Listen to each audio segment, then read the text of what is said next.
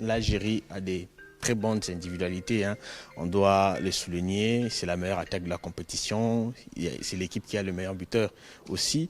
Et donc, on doit beaucoup respecter l'Algérie. Je crois que l'Algérie va venir vendre chèrement sa peau, surtout après que l'équipe retrouve les sensations après deux éditions quasiment à oublier, l'édition 2023 et l'édition 2021 où l'équipe était sortie en phase de poule. Aujourd'hui, l'Algérie attend le huitième, donc c'est une équipe revancharde, une équipe qui veut retrouver la place qui est la sienne.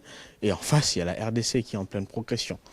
Ah ouais, vous avez Mahrez, oui, mais c'est pas le Riyad Mahrez de 2019, s'il vous plaît. Hein, le Riyad Mahrez d'aujourd'hui, il joue un peu trop réservé et tout ça. Il profite aussi des ballons arrêtés, quoi. Il y a des penalties, on peut dire ça aussi.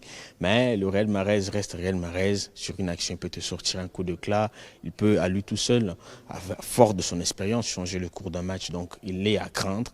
Mais je ne pense pas que le code de sabre va un peu apaisantir son jeu sur Riyad. Gros match, ça va être un gros match très compliqué. C'est deux équipes qui se ressemblent sur plusieurs points.